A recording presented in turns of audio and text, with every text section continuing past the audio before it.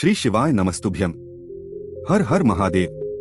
देखे पूज्य गुरुजी कहते हैं कि जब भी आपके जीवन में विघ्न बहुत ज्यादा हो, संकट बहुत ज्यादा, रोग बीमारियां को चारों तरफ से घेरे हुए हो, धन प्राप्ति के रास्ते नजर ना रहे हो, तो आपको शनिवार की विशेष तिथि में एक शमी पत्र शिवलिंग के ऊपर जरूर समर्पित कर देना चाहिए। पूज्य गुरुजी कहते हैं कि जो भी व्यक्ति शमी पत्र शिवलिंग के ऊपर समर्पित कर देता है और वो भी चतुर्थी की तिथि में, तो उसके जीवन में कभी भी धन की कमी नहीं होती है। उसके शरीर के सारे रोग बीमारी समाप्त हो जाते हैं और अगर उसके जीवन में किसी भी प्रकार के संकट चल रहे हैं, समस्या चल रही है, तो वह भी महादेव की कृपा से बहुत ही जल्द समाप्त हो जाते हैं। तो चलिए जानते हैं इस विशेष उपाय के बारे में। लेकिन उससे पहले प्रार्थना, अगर आप चैनल पर नए हैं तो कृपया चैनल को सब्सक्राइब अवश्य कर लें।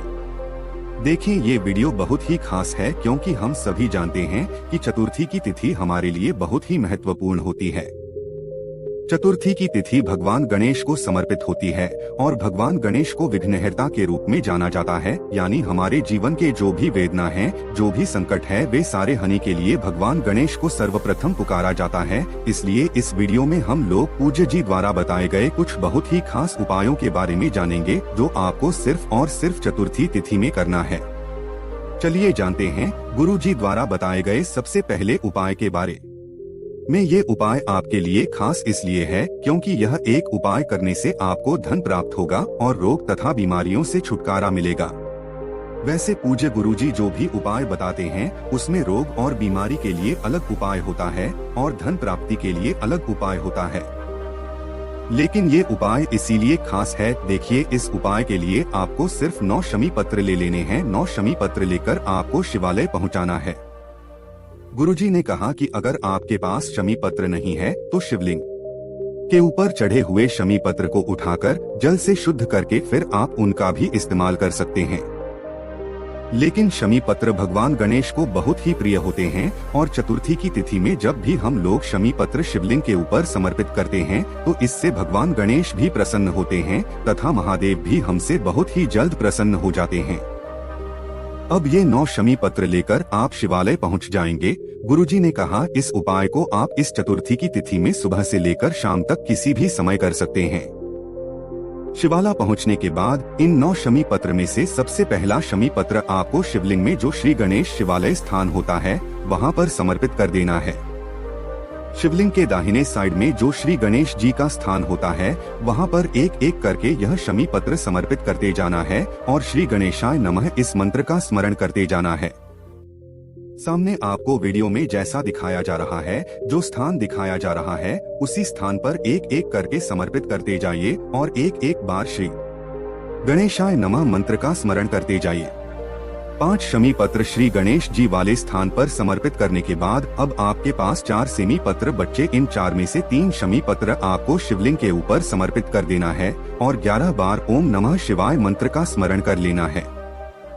इसके बाद अब आपके पास सिर्फ और सिर्फ एक शमी पत्र बचा। इस शमी पत्र को आप शिवालय की चौखट में रखेंगे, लेकिन जब आप शिवालय में बाहर से अंदर की ओर जाते हैं तो चौखट का जो दाहिना साइड होता है, यानी आपका जो राइट हैंड वाला साइड होता है, उस साइड में आपको समर्पित करना है। और जब आप अंदर से बाहर की ओर आएंगे तो आपका उल्टा हाथ होगा, यानी आपका लेफ्ट हैंड होगा। चौखट के लेफ्ट हैंड साइड में आपको यह शमी पत्र रख देना है और साथ ही साथ एक दीपक प्रज्वलित कर देना है। घी का एक दीपक तैयार कर लीजिएगा, उसमें गोल रुई की बत्ती लगाइए और ये दीपक प्रज्वलित कर दीजिए। अब सबसे आखिरी शमी पत्र रख दीजिए और यह दीपक रख दीजिए तथा भगवान गणेश के बहुत ही प्रिय नाम मयूरध्वज, कौन सा नाम का स्मरण करना है? मयूरध्वज। मयूरध्वज का नाम स्मरण करते हुए आपको यह आखिरी शमी पत्र रख देनी है और इसी के बगल में एक दीपक प्रज्वलित कर देना है। उसके बाद सबसे आखिर में आप अपने मनोकामना बोल दीजिए। अगर आप धन प्राप्ति के लिए ये उपाय कर रहे हैं तो भगवान गणेश धन प्राप्ति के लिए प्रार्थना कर लीजिए, और अगर आप अपनी बीमारी को, अपने रोग को समाप्त करने के लिए ये उपाय कर रहे हैं तो अपनी बीमारी को दूर करने के लिए प्रार्थना कर लीजिए और फिर वापस अपने घर आ जाइए। पूज्य गुरुजी ने कहा कि जो भी व्यक्ति भगवान मयूरध्वज से इस प्रकार की प्रार्थना करते हुए यह शमी पत्र समर्पित कर देता है तो उसके ये 2 कार्य, धन प्राप्ति वाला कार्य और रोग मुक्ति वाला कार्य, बहुत ही आसानी से हो जाता है। अब जानते हैं गुरुजी द्वारा बताए गए दूसरे खास उपाय के बारे में। ये उपाय उन लोगों को करना है जिनकी कोई विशेष मनोकामना है जो परिपूर्ण हो ही नहीं पा रही है। कई व्रत कर चुके हैं, कई अनुष्ठान कर चुके हैं, कई उपाय कर लिए हैं, सब कुछ करने के बावजूद भी अगर मनोकामना परिपूर्ण न हो पाए तो आपको चतुर्थी की तिथि में यह विशेष उपाय जरूर कर लेना चाहिए। इस उपाय के लिए आपको सिर्फ एक बेल पत्र ले लेना है और साथ ही साथ एक लोटा जल ले लेना है। लोटा तांबे का ले लीजिएगा और इसमें जल आप अपने किचन से ले लीजिएगा। और अगर आपके पास बेलपत्र नहीं है तो शिवालय में जाकर शिवलिंग के ऊपर जो बेलपत्र चढ़ी है उसको उठाकर जल से शुद्ध करके फिर आप उसका भी इस्तेमाल कर सकते हैं। बस आपको ध्यान रखना है कि यह बेलपत्र कहीं से भी कटी फटी नहीं होनी चाहिए और बेलपत्र की डंडी के आखिर में जो दूत होती है यानी जो डंठल होता है वो भी नहीं होना चाहिए। फिर सबसे आखिर में आपको ले लेना है थोड़ा सा चंदन। चंदन आप पीला भी ले सकते हैं या फिर लाल भी ले सकते हैं या फिर सफेद भी ले सकते हैं। तीनों चंदन में से जो भी चंदन आपके के पास हो उसको थोड़ा सा ले लीजिए और उसमें थोड़ा सा जल मिलाइए और इसे लेप की तरह तैयार कर लीजिए। और ये सारी सामग्री लेकर आपको पहुंच जाना है शिवालय। पूज्य जी ने कहा कि इस उपाय को भी आप सुबह करना चाहें तो सुबह कर लें और शाम को करना चाहे तो शाम को कर लें। शिवालय पहुंचने के बाद सबसे पहले आप जो एक लोटा जल लेकर आए हैं उस जल को धीरे धीरे शिवलिंग के ऊपर समर्पित करते जाइए और लगातार ओम नमः शिवाय मंत्र का स्मरण करते जाइए। आप जो बेलपत्र लेकर आए हैं वह सब बेलपत्र में चिकनी साइड, बेलपत्र में 3 पत्तियां होती है। उन तीनों पत्तियों की जो चिकनी साइड होती है उसमें आपको यह बिंदी लगा देनी है। आप जो चंदन लेकर आए हैं उस चंदन की बिंदी आपको तीनों पत्तियों में लगा देना है या फिर के लिए 2 पत्तियों में लगा देना है या फिर किसी भी एक पत्ती में लगा देना। एक एक बिंदी तीनों पत्तियों में लगा दीजिए और ये बेलपत्र अपने हाथ में रखिए और विश्वकर्मेश्वर महादेव से प्रार्थना कर लेना है। विश्वकर्मेश्वर महादेव से प्रार्थना करिए कि आपकी ऐसी ऐसी मनोकामना है जो कई व्रत करने के बावजूद, कई उपाय करने के बावजूद परिपूर्ण नहीं हो पा रही है। आपकी मनोकामना चाहे रुपए पैसों से संबंधित हो, चाहे व्यापार से संबंधित हो, चाहे किसी के विवाह से संबंधित हो या फिर जमीन जायदाद से सम्मान तो या किसी भी प्रकार की मनोकामना हो तो परिपूर्ण नहीं हो आ रही है तो उसको परिपूर्ण करने के लिए विश्वकर्मेश्वर महादेव से प्रार्थना कर लीजिए और फिर यह एक बेलपत्र आप शिवलिंग के ऊपर समर्पित कर दीजिए।